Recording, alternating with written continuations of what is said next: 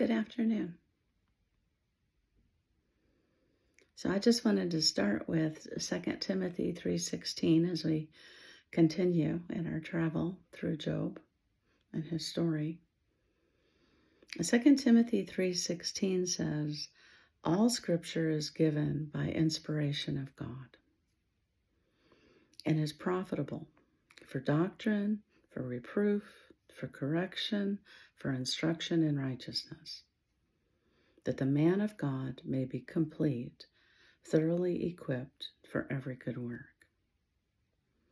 So if we keep that in mind as we continue in Job, maybe there are some things that we can glean that will be profitable for us, for instruction in righteousness perhaps, correction, reproof, doctrine, but it's all inspired by God. And we're going to start with chapter 3. After this day, Job opened his mouth and cursed this day of his birth.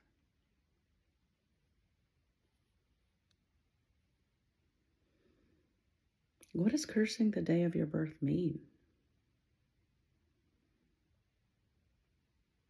Can a day have a curse on it? Is that the same thing as saying Job wishes that he had not been born?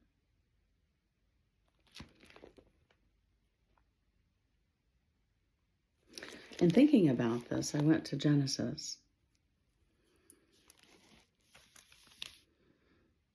And I was reading about the seventh day when God ended his work that he had done. This is Genesis chapter 2. And God blessed the seventh day and sanctified it, because in it he rested from all his work which God had created and made. I guess if a day can be blessed, a day can be cursed. I think if we think about a day as a segment of time, that we might consider seasons in our life when segments of time have needed curses to be lifted off of them. But in this case, Job is laying on a curse. And that's out of the great grief and the experience of unfathomable loss. And Job spoke and said, "May the day perish on which I was born, and the night in which it was said, a male child is conceived."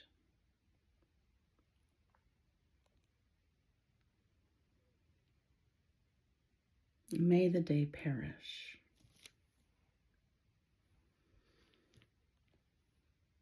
It kind of suggests that days are alive.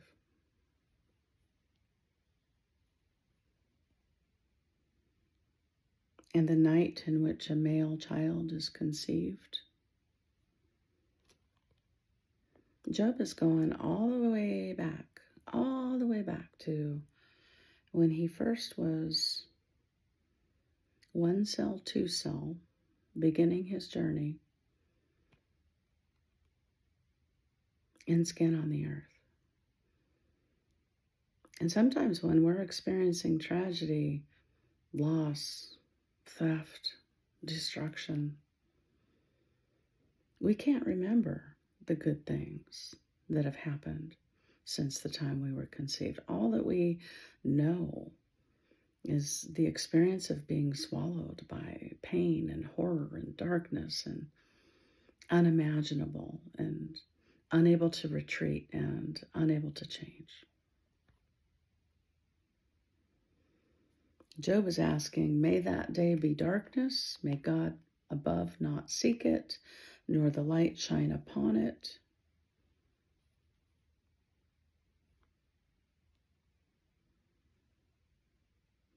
These are the things that are opposite of what Job previously knew to be true. His world's been turned upside down. And what he thought he knew, he no longer knows.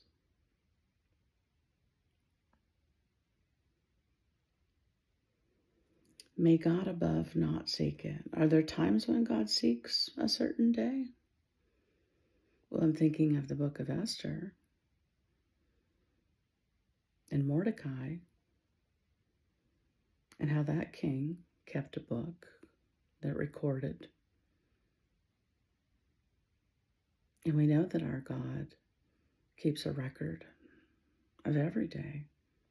He knows every single one of my days before even one of them was established, according to Psalm 139. Nor the light shine upon it. Like the largest thing Job can think to do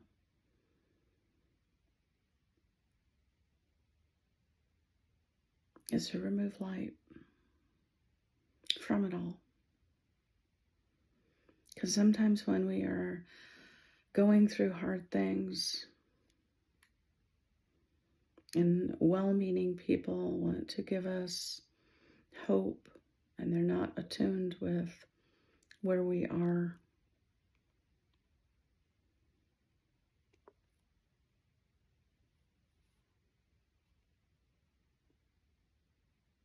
and Job just wants it all to stop.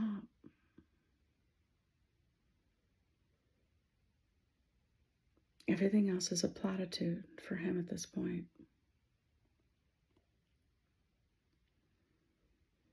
There are some things, if you go through this chapter and you look at it from the angle of what should a righteous day be? How should it look? What should it hold? You can take some of these verses and you can ask for the opposite of what Job is wishing for in this chapter for your days.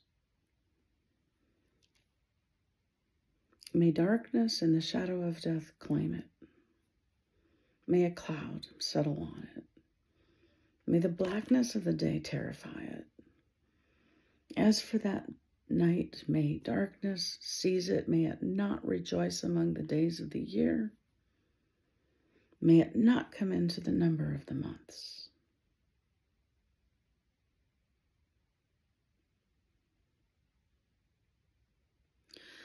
Job's response is that time itself has come against him. That the days themselves are not behaving in accordance with God. Oh, may that night be barren. Sometimes in that place of great pain, when you can't change it and you can't go back, you still wish that somehow you wouldn't be where you currently are. May no joyful shout come into it.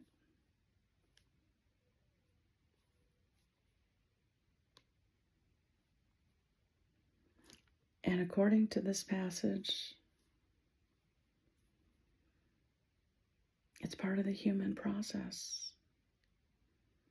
And it's not condemned.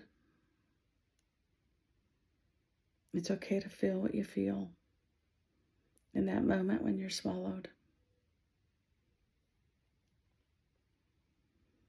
I think we know by the end of the story that things have changed somewhat. But I just bless you with permission today.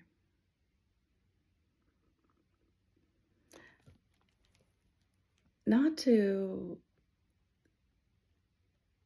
be shouting in anger at God and demanding that he do something, because that is a dead-end road. But getting honestly upset and angry and feeling and coming face to face with the pain, like that's all permissible. And Jesus did that at the cross.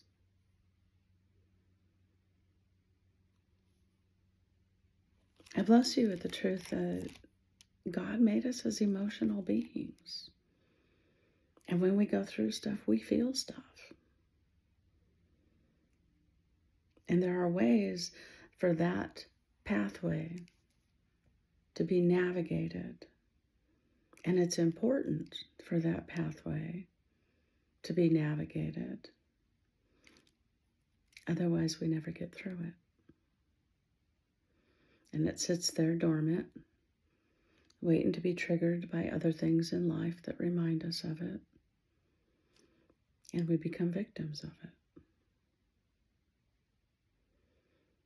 I bless you with wholeness today. I bless you with the ability to risk facing these things that are hard, knowing that you're not alone, that God is with you, and that going through it has something better on the other side.